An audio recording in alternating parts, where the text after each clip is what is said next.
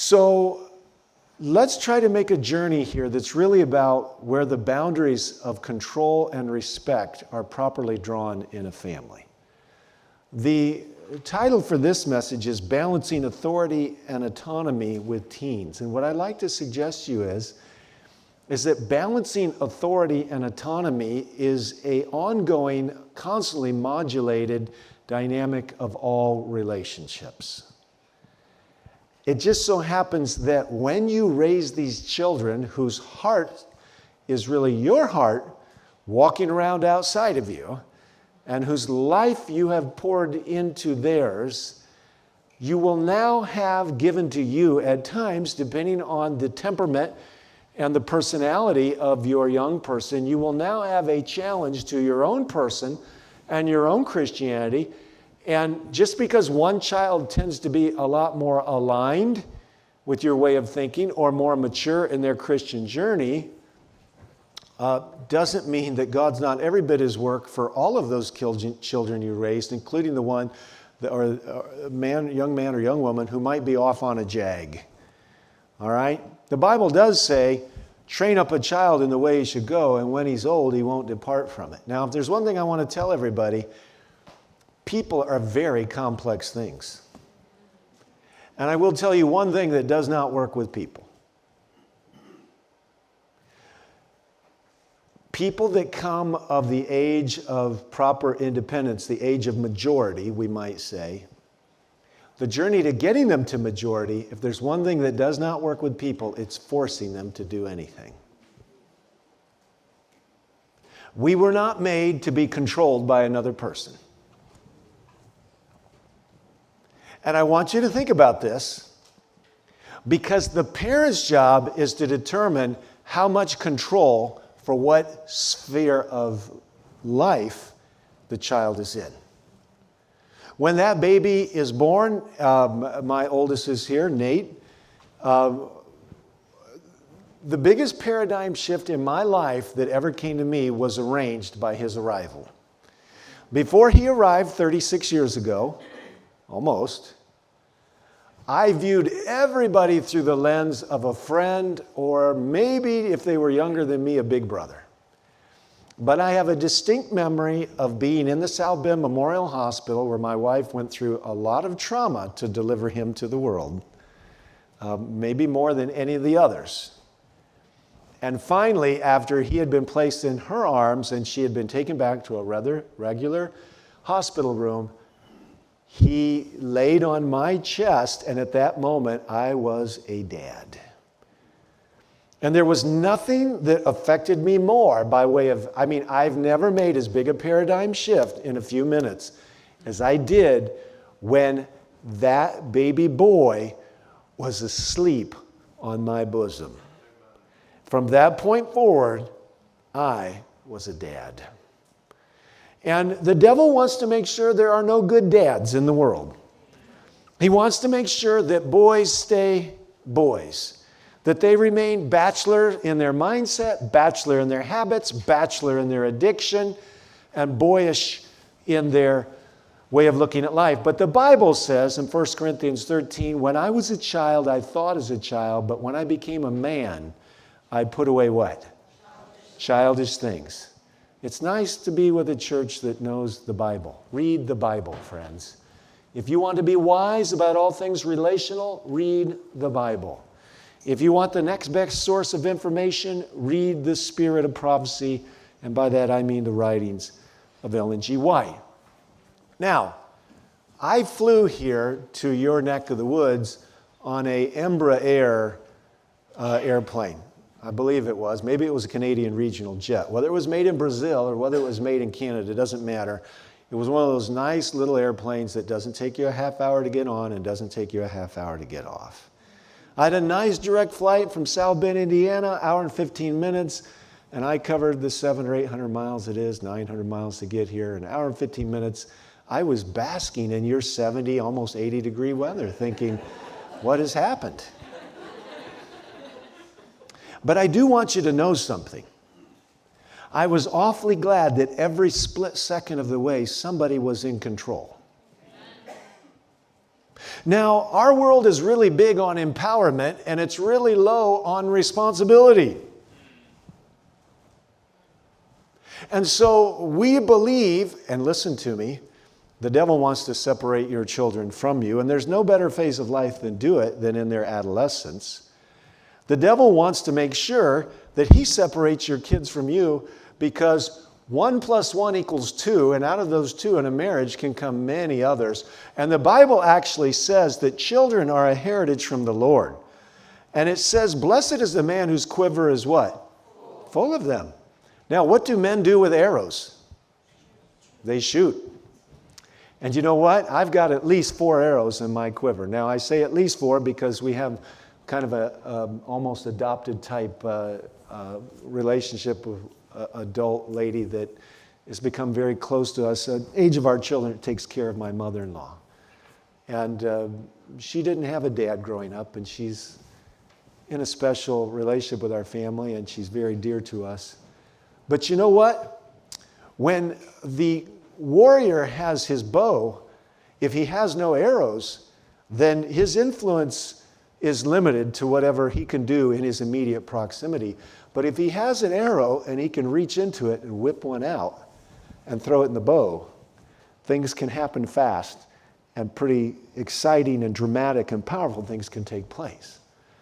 God designs that there will never be a generation without a witness for him coming out of the family line of Abraham, who was the father of the faithful. God designs that in every generation there should be a beauty of the witness of what it means to see the right balancing of trust, respect, and affection in the parental unit, and that those things are conferred down onto the children. Now, there are a couple times when it's especially important that someone is in control.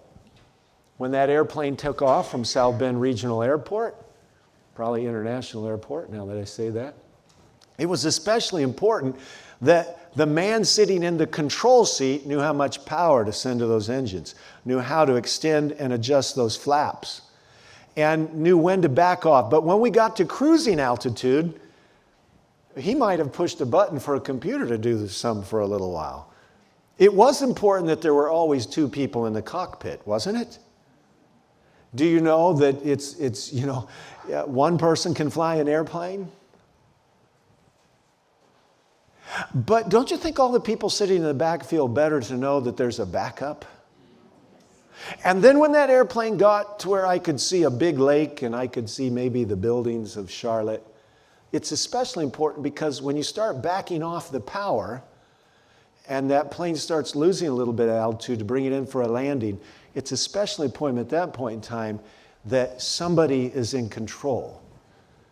Now, I'd like to suggest to you that parenting is the most challenging relationship thing you'll ever do, because people who got married chose each other. They had time to unchoose each other. But once you have a baby, while there was a lot of choosing that went on to have him or her, how him or her was knit together in the womb was largely, not completely, prenatal influences are huge, but prenatal influences exist after, the egg and the sperm came together and there's life. And when that child appears on the outside, there is a lot about that child that you did not have any control over. And you don't get to unchoose children. Now, it's not that it always works good from A to Z. Some of you may be adopted. Some of you may have done adopting. And that is a special journey because there is a different level of choice in all of that. Sometimes the same level of bonding does not exist in that environment. So what I want to talk with you about this morning is keeping finely calibrated the degree of control and autonomy that exists in a parenting relationship. So let's start with a bad example. Could we do that? Here's the bad example. I live in the end of a road that's about a driveway that's about 1,000 feet long, takes you back into the woods. You would never be able to build a house on the piece of property I have now because there's zoning laws that say you have to have a large frontage out on the main road. I might have 50 feet on the main road, and then this 1,000-foot driveway takes you back to a little cabin, 850 square feet, and I feel like I can't see a house from my house. I look down on a little pond, and it's like a little sanctuary God gave me because I deal with people and people problems all the time. And so he gave me a place to just be quiet, and nobody could see if I was home. You know, some people drive by and see if the pastor's at home. They think if he's at home, he's not working. You need to know something about your pastor. He cannot quit working, okay? If he's a good pastor, he doesn't have an 8-to-5 job, and he's constantly thinking about the church and the sheep and everything else. And if somebody drives by, oh, he's at home. Yeah, he's at home. He probably has his office at home, especially if he pastors 3 or 4 churches. But at my house, I have a habit. And that habit is, if someone calls me up and wants to talk to me, I'm not going to sit down while I'm talking. I'm going to go walk that road, and I'll walk that road back and forth. I probably have more steps talking to people on the phone, walking that road than most people will get in their life. And so I had a young man call me, and this was his dilemma. He had fallen in love. That's not a dilemma, that's a delight. But the problem was, and you're all going to need to be Bereans here because this is a conservative church, and for lack of better terms, I'm a very principled conservative pastor. But I said I'm a principally conservative pastor. You know, Jesus didn't say to those guys who were plucking grain on Sabbath, you're breaking the Sabbath, did he?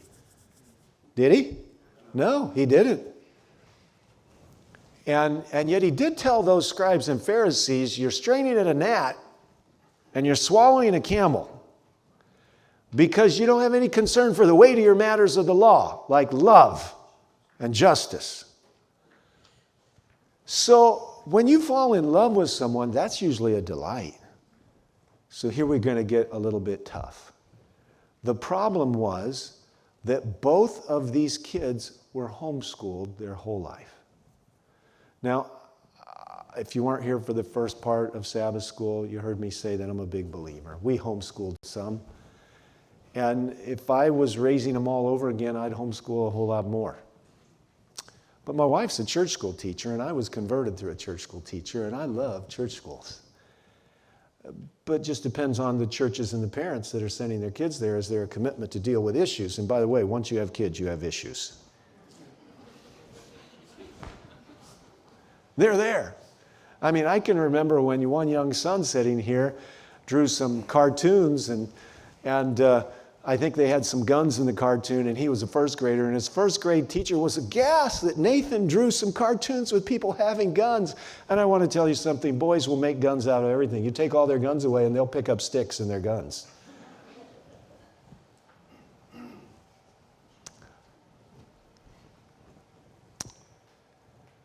The problem was that these 2 young people who had fallen in love with each other and were both homeschooled had been homeschooled their whole life, and now I'm going to tell you what the problem is. Now, some people do it without this, and some people can't.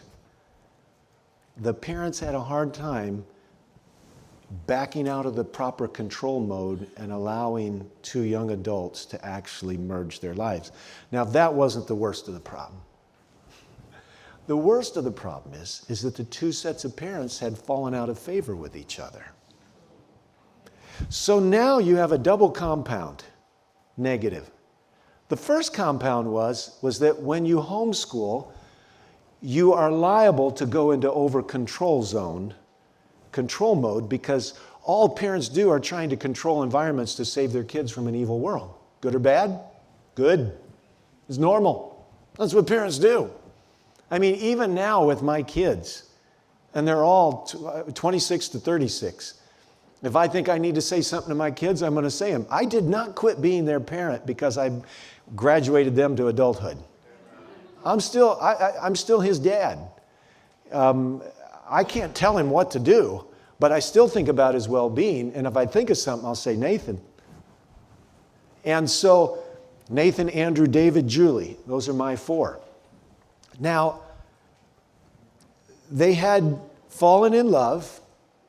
They had homeschooling parent culture their whole life, which made for a very tight family unit. Good or bad?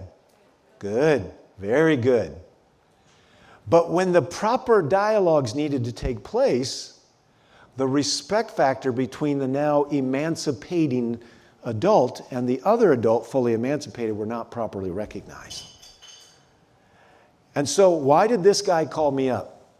Because I had somebody sit in the pew in Georgia not long ago, somebody you'd probably recognize, some of you by name, fairly well-known, former Adventist pastor, entrepreneur. And at the end of the weekend, he sent me, I spoke 4 times, at the end of the weekend, he sent me a summary of the things I like to talk about. And one of the things I love to talk about is family systems and family culture. If you can have a well-calibrated family system, you get the most fruitful, happy, blessed, unified, joyful journey, still full of the challenges you got to face. And this is true for churches as well for families. And everywhere I go, I tend to talk about these things at some level sooner or later. So this young man who lives thousands of miles away from here decided that he'd get my number from somebody and call me for some advice. Now, I really like it when young people call me for advice. I actually think, even though I'm 62 years old now, that the things I've taught and the way I've lived are timeless, and they do the same things for any generation that embraces them because they're from the Bible. And so he wanted my advice. Now, I think most of you could have given him good advice. And you don't need to be, I'm not a marriage therapist, I'm not a social worker. I'm a shoe leather Bible sociologist that believes the Bible knows more about the brain and human relationships than all the best guessing we can do with psychology and sociology. I'm not against the benefits that come out of psychology and sociology, but I test them by the Bible and the spirit of prophecy. Just like we did with our nutritional things years ago, right? We were vegetarians 100 years before people knew it was good for you. And people thought we were wackos and lunaticos. I can still remember when I was 14, 15 years of age and I became a vegetarian. That was back in the 70s, late 70s. And my neighbors thought I was just wacko. That was Illinois. That wasn't California.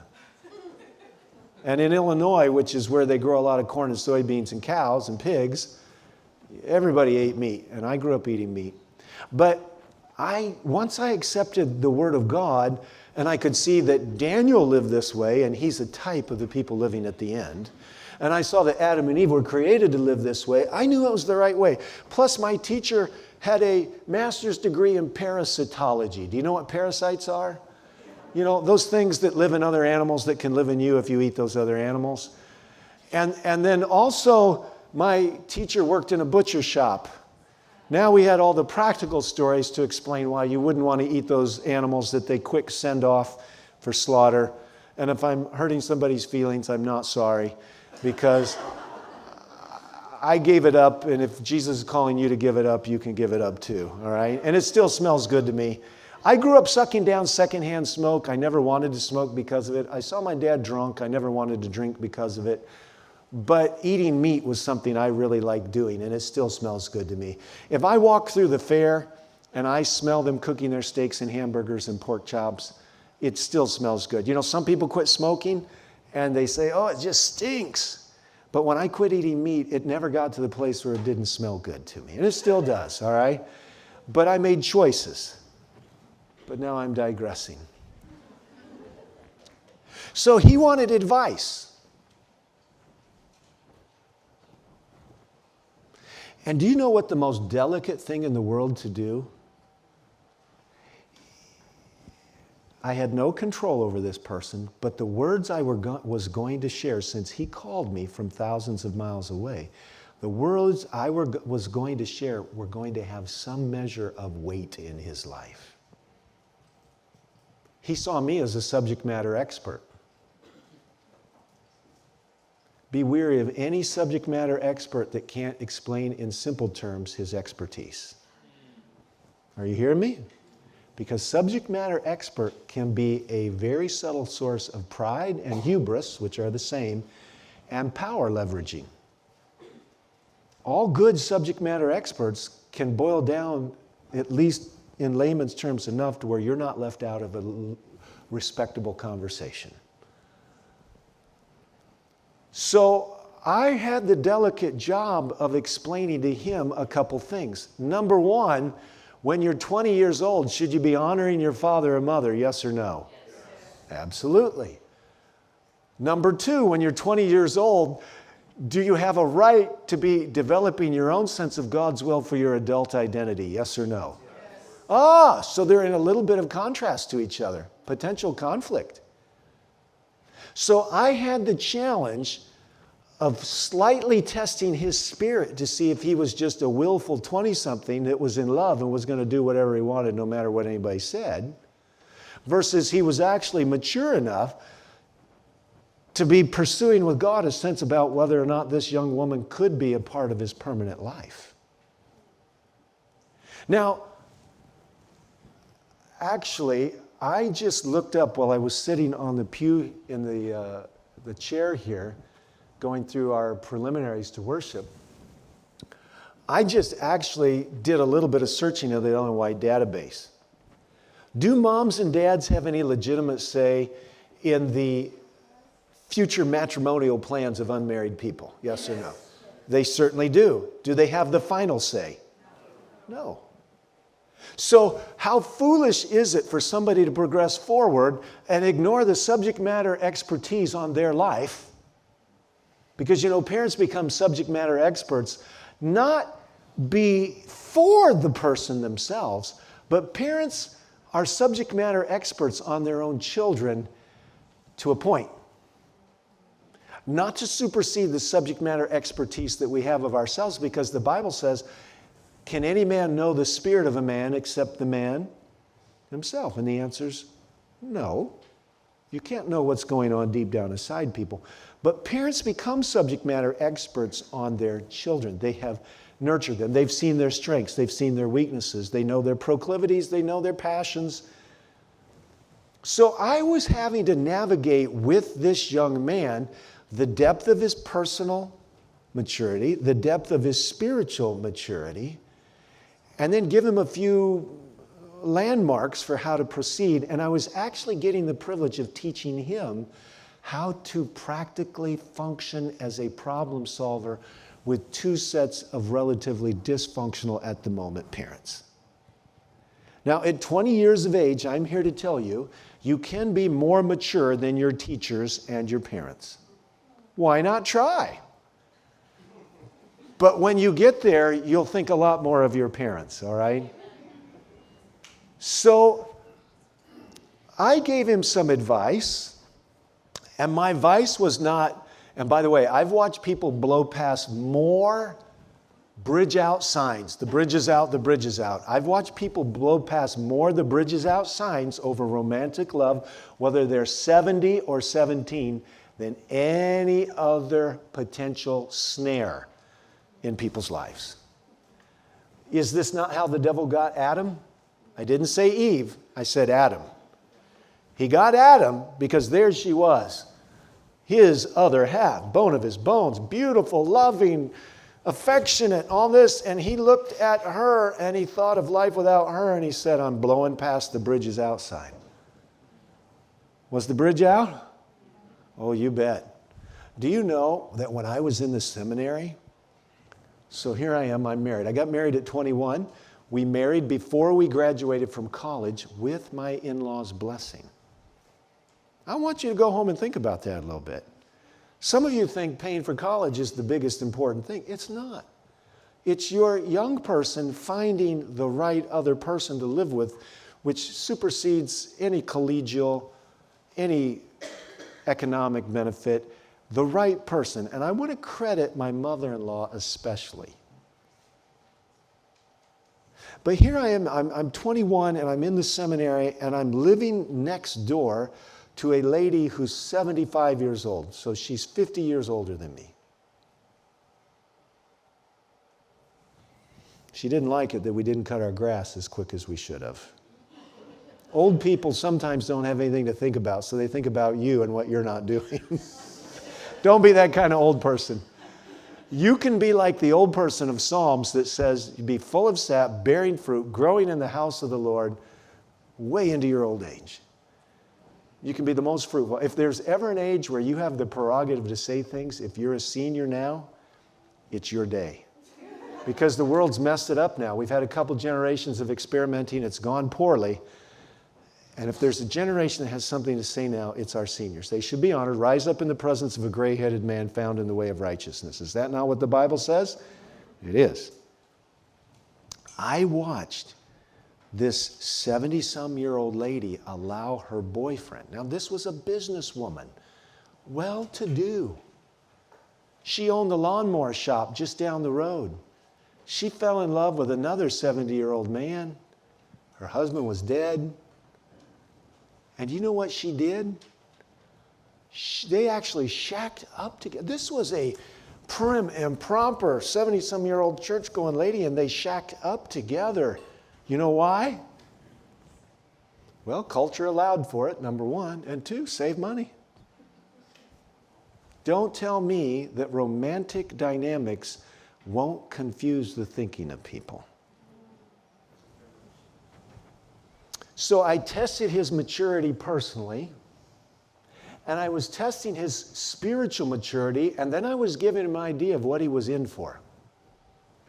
Because it was going to be his job to actually hold the confrontations with his own parents and potentially with her parents to test their honesty. Now, I want to give you a little secret if you're a young person. If you can maintain a calmness and a depth of spiritual, personal, relational maturity when you take on difficult things with the generation above you, you will probably succeed. But if you have to assert that you're now an adult and you've got your rights, the bridge is out. You just don't know it. And so for anybody listening to me here today who's under 18, the wisest thing you can ever do is figure out that nobody loves you like your parents. And even if they are a little bit over-controlling in your mind at times, there's a reason. It's a bad world out there. You know, my youngest son just took his 3 employees to Las Vegas for a big equipment show. Guess what kind of speech I had with my daughter who was going? I told him, it's a bad city, it's a wicked world, and you're used to dealing with nice Seventh-day Adventist people. I don't want you ever by yourself in that city. That's all parents do. Okay? But if you have to assert that you have rights, you probably don't understand the responsibilities well enough. Now, when we think about David, I want to ask you on the balancing dynamic, have any of you ever been on a seesaw? They don't make them anymore. Seesaws are no longer really, I don't think you'll see seesaws in most playgrounds anymore. You know why? Because people get hurt on them. They're dangerous. You know, wily, wicked-minded little boys will jump off one end and let the other end slam into the ground. All right? But I feel sorry for everybody who's never been on one, because they taught life lessons that could not be taught other places. What was David's job as a young person? Did he guard sheep? Yes or no? Let me ask you something. Was that a dangerous job? Or on the spectrum of the top 10 most dangerous jobs in Israel, where would you place it? Pretty low? Well, what about bears and lions? Do you have any bears and lions around here? Okay, which would you consider a little more predatory, a bear or a lion? Much more. So when you're on the side of the hill and the fire embers are just glowing and you're trying to go to sleep and you hear the sheep nervous and running around out there, and you grab your torch out of the fire and wave it around to get it going, and you can look into the green eyes and you hear the snarls. How high is that on the responsibility list? Okay, we went to 10. Most of the time you're at a 1, but at night when the bears and the lions come around, you're at a 10. And I want to give all the young people and the older people a premise. With every dynamic of autonomy, you need to make sure that there is a corresponding responsibility so that maturity can be the outcome of the relational working out. David was freighted with the responsibility of protecting the sheep. Poisonous plants in the daytime, no sweat. Just walk through the pasture and pull out the poisonous ones. Water, no sweat. But in the nighttime moments, there might be a lot of sweat, okay? Because adrenaline has this amazing thing to turbocharge every part of you. When it comes to our modern society, how much natural responsibility do kids carry? Almost none. So let me ask you something. How important does it become when you're trying to make sure you don't have a crisis of who's in charge? How important is it that your kids have learned? Now, this is what the book of Lamentations says. Chapter 3. It is good to bear the yoke when you are what? Young. How many yokes are you putting on your young people so they don't come up to that chafing time when they got the muscles and they've got the passion, but they don't have the well-developed brain yet? How many yokes are you putting on your kids to where they've been out where they've been afraid before, and the best thing they could ever see is Dad's face? You know, there's an old story told of a mining family in England. And in this mine, the carts were all pulled with donkeys. And every young man eventually graduated to working in the mine. It was in the age before there were nice headlamps and exhaust systems to make sure you didn't get black lung.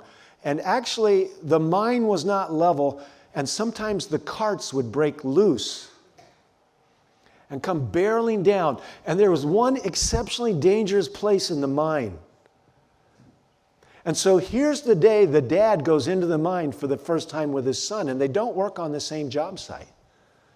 But the dad knew about which time the boy would be guiding the donkeys through the intersection of the small narrow gauge tracks that they were pulling the carts on, and many boys had been killed there.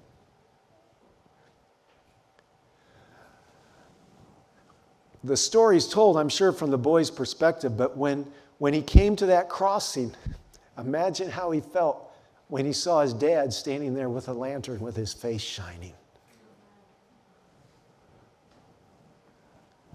If you don't want to raise fools, you better freight them down with some responsibilities and take the risk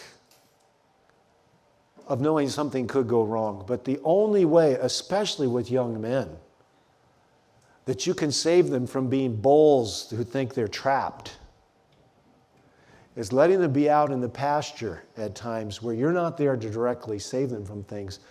And we've taught our kids that they have empowerment.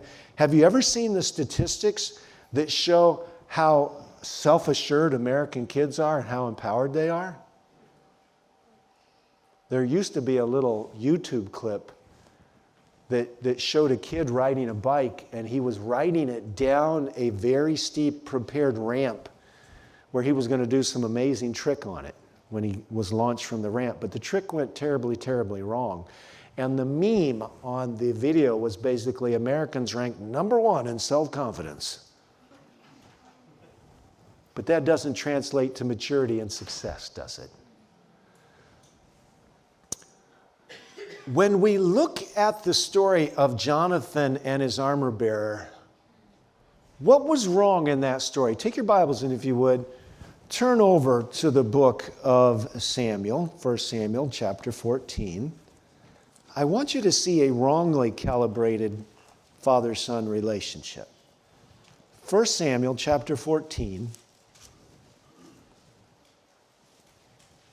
1 Samuel 14.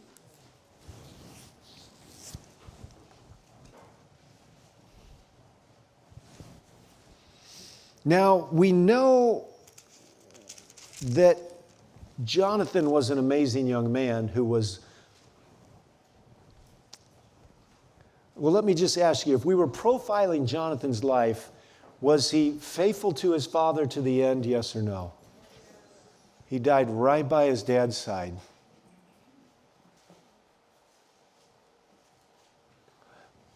Putting your kids' hands in the hands of Jesus and actually having a functioning personal walk with God yourself will save you a lot of headaches when it comes to this idea of balancing autonomy and young adult privilege with proper responsibility. Any child that's led by Jesus will do a lot less damage asserting their personal rights and rejecting the family value system. So I want to tell you, dads, you can't be so busy out making money to give them a good life that you're not giving them the living stones of truth and you're not fitting the stones of your family around the cornerstone of Jesus. Jonathan's profile of personhood is admirable at the very high levels of Bible teaching. But there was a moment when he realized that his father's posture was hampering the courage of the whole small and limited, but yet Israelite army. The Philistines were in charge. And they touted that all of the Israelites were hiding in caves. And they were. But Jonathan says to his armor bearer, I think we should do something about this. This just isn't working right. And how about if we call out to that garrison up on the cliff, and if they say, come on up and we'll teach you something or another, we do. And we'll trust God to teach them something. That's what happened. They went all the way up. The Holy Spirit showed up, whether those were angels on the grounds or what, I don't know. An earthquake started, and pretty soon there was a full rout in process, and the enemy, the Philistines, were being chased. And Saul said, what's going on? What's going on? And he comes up with a little plan that says, anybody that eats anything today, that's a wound on my armor, on my honor. And so here's all these guys getting ready to go into battle, and they're not going to be able to eat anything. Jonathan's not there. Jonathan finds some honey in a log in the woods, and he eats it. And they say to him, oh, look what you've done. Look at verse 29. Jonathan had the ability to distinguish right from wrong in the generation above him, including his father. Now, this is the man who would die by his father's side. Verse 29, then Jonathan said, my father has troubled the land. See now how my eyes have brightened because I tasted a little bit of this honey? How much more if only the people had freely today eaten of the spoil of the enemies which they found, for now the slaughter among the Philistines has not been great. Now Saul was full of himself. When they actually get back together at the end of the day, will Saul be willing to sacrifice his son's life for his honor, yes or no? Yeah. Fortunately, the soldiers speak up and say there's no way he's going to die today. Now this is Jonathan that will die by his dad's side. But his dad is not nearly of the same high caliber as he is, and he's willing to sacrifice his son. If you don't raise your children to show honor to whom honor is due, like the teachers, you can be certain the time will come when it doesn't work to show honor to you.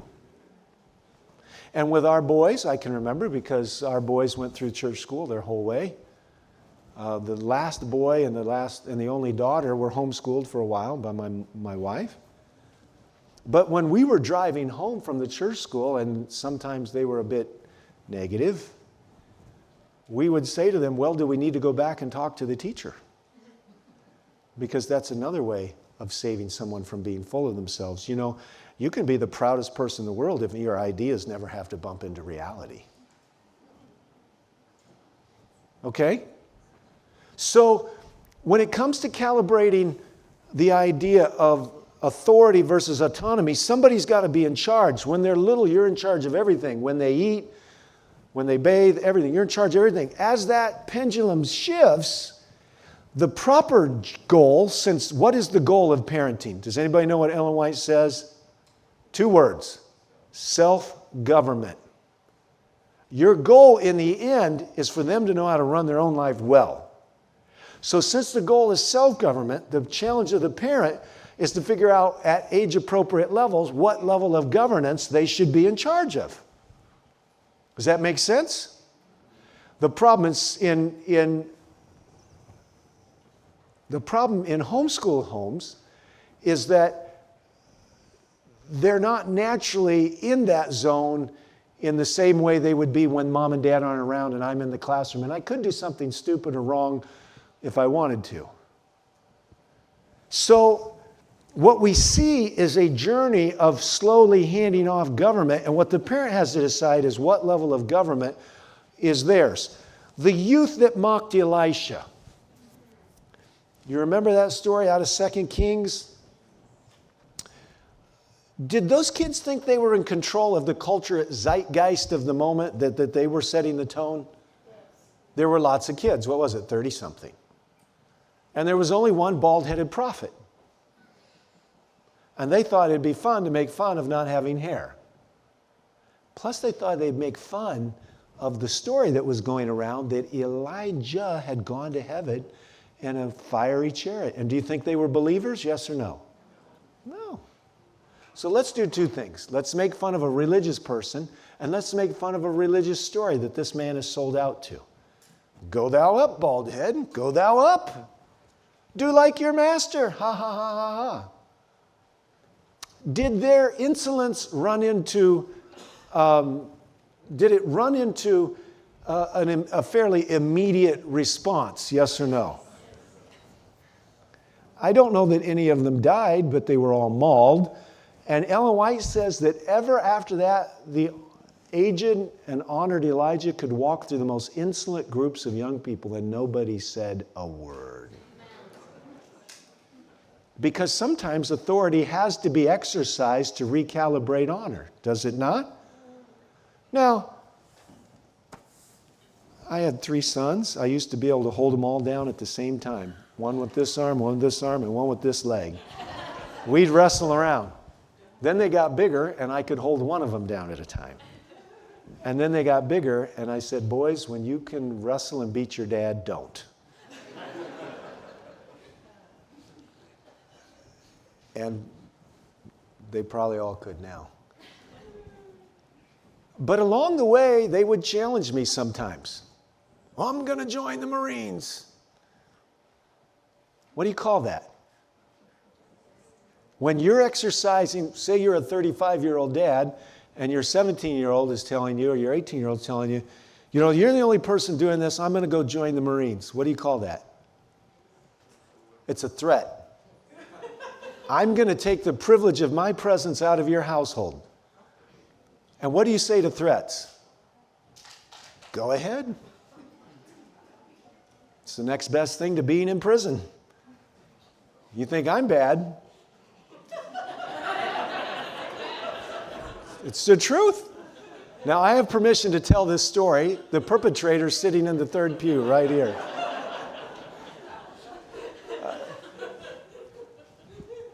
This is my oldest son, and he calls himself the experiment child, which he was.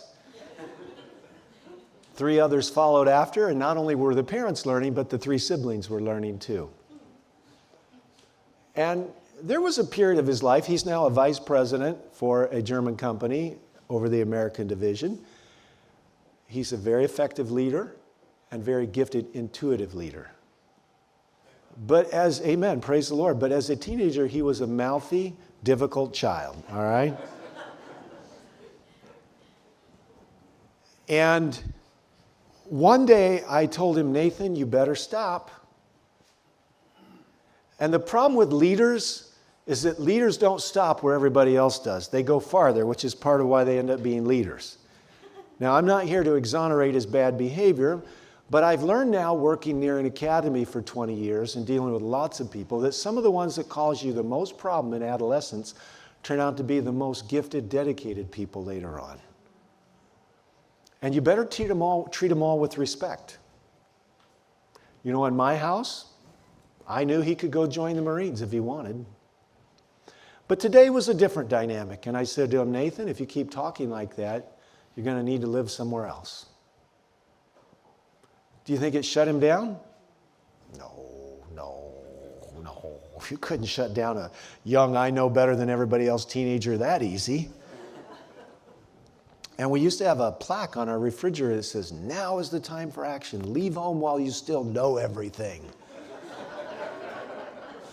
And now I have a plaque up in my cabin that's by John Wooden, who was the famous coach for UCLA. He said, it's what you know after you know everything. It's what you learn after you know everything that really counts. And I said to him, Nathan, you keep talking like that, you're not going to be able to stay here. And finally, my parental patience was exhausted, and I went to the phone. And back then, the only phone we had was, hanging on a wall. It didn't have a cord. It was wireless. I grew up in the age where all phones had wires connected to them. But my kids grew up in an age where there weren't many of the cellular types, but there were, 2.4 gigahertz wireless ones for your house. And I hit these following numbers. I still know these numbers. 317, that's an Indianapolis prefix, 984-3248. That is the number to Ramona Truby's house. Now, Ramona was my mother's age, still alive. And I tell this story different places I go. And I said, Ramona, I've got a teenager here who needs to live somewhere else for a little while. And by this point in time, my son's on the other side of me saying, please, Dad, no. And I'm here to tell you, the young person that rode in the car over to Ramona's house was different than the one who wouldn't stop. And about 2 or 3 days later, I picked him up, and all things were not fixed. But at least he did understand that I meant business. I was exercising a measure of authority, was I not? Was I still respecting his ability to say what he wanted to say? He could, but he was under my roof where I was paying all the bills, and I was the one who changed his diapers a little bit. My wife did most of it. But I can still remember standing in front of the toilet with those cloth diapers because we were poor parents. I know some of you will never do that, but it'd be good for everybody to do it some.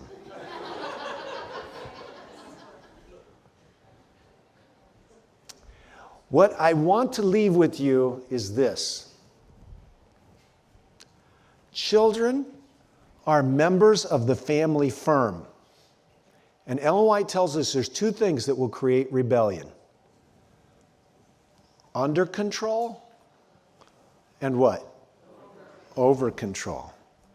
Which, you know what that means? That means that you must be God-dependent, highly united parents if you'd like to know how much control you should be exercising at any point in time. And hopefully you're teaching your children as young people that what you say you mean.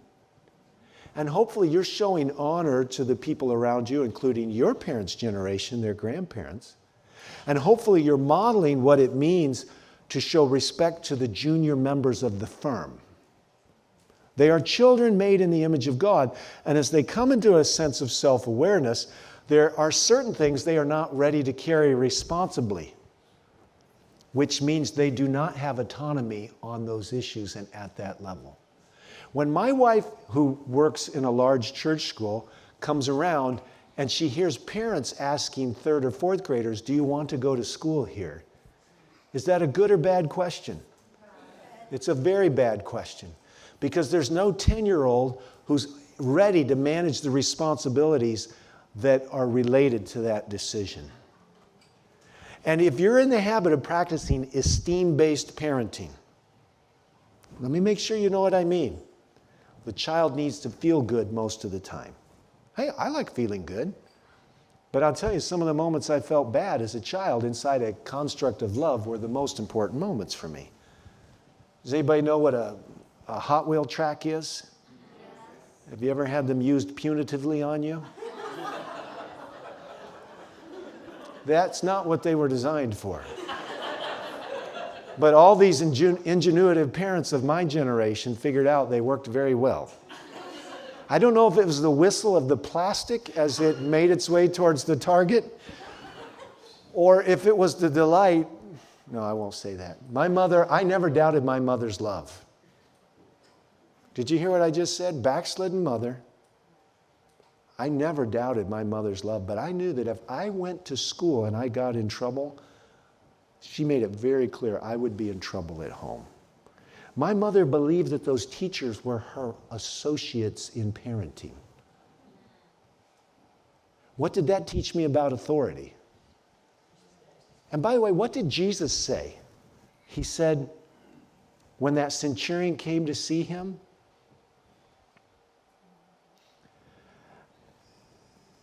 the centurion looked at Jesus, and what did he say?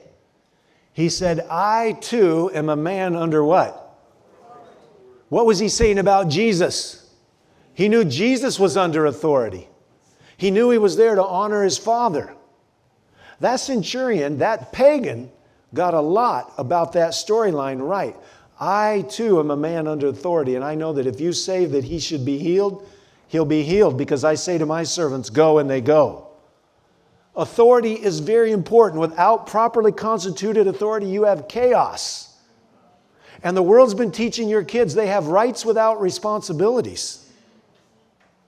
And if you don't get the calibration right, they are set to self-destruct. Just give it time.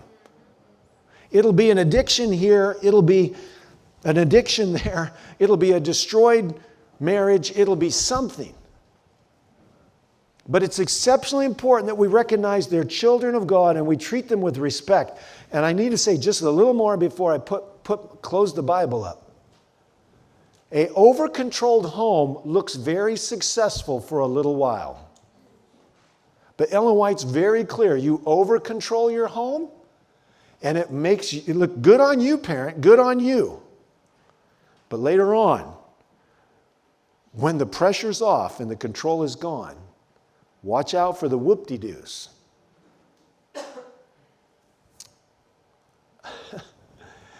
My youngest son once got mad at the academy administration for how they treated one of his friends, and he walked up to a closed-caption television camera, and while it was fully focused on him, he cut the wire. Now, is that smart or dumb? Dumb. But that's what teenage boys do when they're mad and they think that the administration's coming down the wrong way on their friends. It was never my job to save my kids from legitimately gained repercussions from poorly chosen behaviors. There's all kinds of ways you can teach your kids that with every prerogative and autonomy comes a corresponding responsibility. Now, the subject's big and we could go on a long time. Your kids are going to make mistakes, and every once in a while it's like, who taught you to do that? And I had a secretary who said, little kids, little problems. Big kids, big problems. And if you think you're getting out of parenting without a few embarrassing moments, if you think you're going to skip the anguish that the father has gone through watching his children, if you think you're going to get out of the prodigal father's journey, the one kid went way wild off and he thought it was the parents' fault. You read The Desire of Ages, he thought his dad was restricting his liberties. Was his dad restricting his liberties? Yes or no? A little bit of a trick question. The father was actually attempting to protect him from the wrong kind of enslavement. But it didn't look that way to him. But you know what the father did? The father figured out, I'm not changing my family rules to fit his unconverted appetites and desires. You know, I'm not pastoring actively anymore, but the last church I pastored, I was appalled when I found out there were people my parents' age letting their kids shack up together in their own homes. Mercy is right. Do you understand that underneath that roof there are some sacred responsibilities? And everybody living under the roof doesn't understand the responsibilities, but the dad better and the mom better. There is no formula for dealing with teenagers, but I will say this. It's super duper important that you show your kids respect and affection so that when you have to challenge them on their wrongly calibrated autonomy proclamations. They at least know they're talking to somebody that's not a coward and does look out for them. When I was a teenager, we had a station wagon, and my grandpa had given us a lazy boy. And my dad and my uncle couldn't figure out how to put it in the car. So I've been given a mechanical mind. My aptitude said I should be an engineer, so I told them how to do it. My uncle used an expletive to critique me negatively. A phrase I won't repeat here. But you know what my dad said to me? He said, "Good job, Ron." Do you know that respect goes a long ways in making sure it comes back to you? And I grew up in a home where I got slapped in the mouth for disrespect.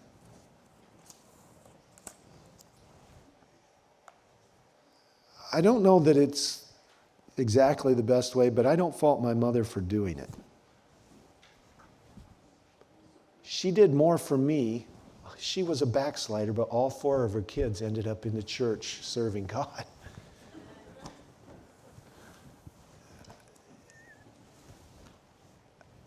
I have to tell parents sometimes, they come to me, young parents come to me, and they're critiquing everything about their parents.